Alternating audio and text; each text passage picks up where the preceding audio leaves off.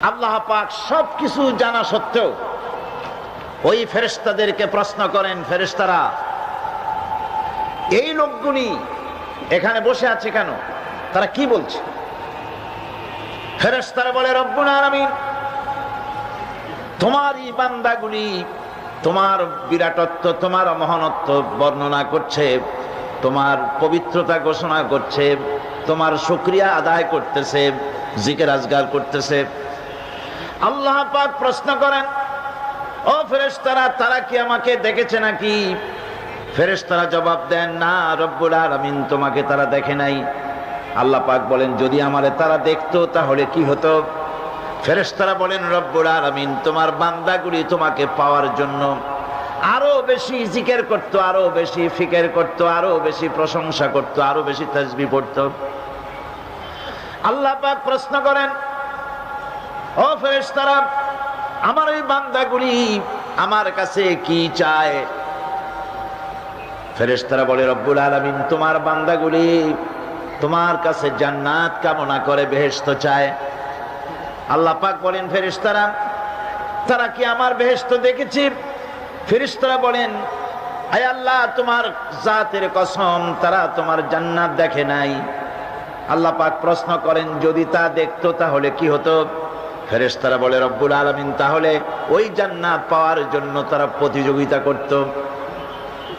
আল্লাহ পাক এরপরে প্রশ্ন করেন, ফেরেশতারা আমার এই বান্দাগুলি কিসের থেকে আমার কাছে আশ্রয় চায়, কান্দে কেন?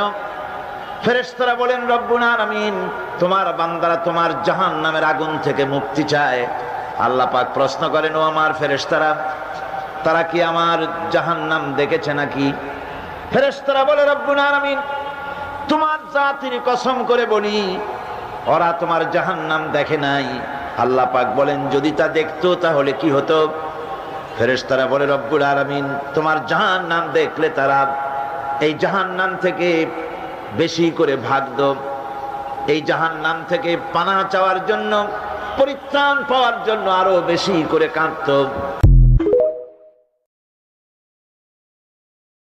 কাউকে কিছু বলার আগে 3 বার নিজেরটা ভাববেন যে নিজে কি করেন। অন্যের বদনাম করো না, প্রকাশ্যে অন্যের দোষ খোঁজো না। সবচেয়ে বুদ্ধিমান সে যে নিজের দোষ খোঁজে। নিজের সমালোচনা যে করতে পারে সেই সর্বাপেক্ষা বুদ্ধিমান।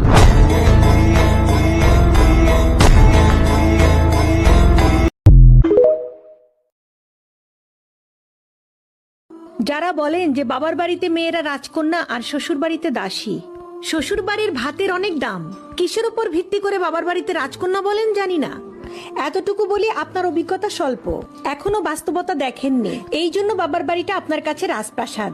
অল্প বয়সে বিয়ে না হয়ে 30 বছর পর্যন্ত অবিবাহিত হয়ে ঘরে থাকেন, দেখেন ভাতের নলা গলা দিয়ে নামে কিনা। প্রতিবেশীর অল্প বয়সী মেয়েটা যখন বাচ্চা কোলে নিয়ে আপনার সামনে দিয়ে হাঁটে তখন কেমন অনুভূতি হয়? আপনার জন্মদাত্রী কিভাবে আপনাকে কলিজা ছেঁড়া আঘাত করা খোঁটা দেয় বয়স বেশি হয়ে যাওয়ায়? কোনোদিন প্রতিবেশীর সেই খোঁটা শুনেছেন? ডিভোর্সি মেয়ের অবস্থা দেখবেন, জামাই বাড়িতে অশান্তি হোক সবাই বলবে চলে আসো, আমরা আছি। 2 দিন বাপের হোটেলে খেয়ে দেখেন, গলা টেনেও সেই ভাত নিতে পারবেন না। আপনি যে আদরের কন্যা, দেখেন আপনার কিং বাবা আর কুইন মা উঠতে বসতে কিভাবে খোঁটা দেয়। আর যদি ভাইয়ের হোটেলে খান ওইটা ভাত মনে হবে না। রাসূলুল্লাহ নামাজ হয় নাই, নামাজ পড়লেই হবে না। রাসূলুল্লাহ বলেছেন, সাল্লু কামা রাআইতুমুনি উসাল্লি, নামাজ পড়ো সেইভাবে যেভাবে আমারে পড়তে দেখো। বিশ্বাস করুন ভাইরা, নামাজ যদি না হয়। আজকে বৃহস্পতিবার না? আজকের এই রাতটা যে জুমার রাত জানেন আপনারা? আমরা বাংলাদেশে মনে করি জুমার দিন শেষে যে রাতটা ওইটা মনে হয় জুমার রাত, আসলে ওইটা শনিবারের রাত। ইয়াউমুস সাবত, ইয়াউমুস সাবত, ইয়াউমুল আহাদ, ইয়াউমুল ইসনাইন, ইয়াউমুল সুলাসা, ইয়াউমুল আরবিআ, ইয়াউমুল খামিস, ইয়াউমুল জুমআ। এই হচ্ছে 7 দিনের আরবি নাম। তা আজকে হচ্ছে ইয়াউমুল খামিস। এদিনে বিশ্বনবী রোজা রাখতেন, সোমবার বৃহস্পতিবার। এতিমের সাথে যারা খারাপ আচরণ করে এরা কখনো ভালো মানুষ হতে পারে না।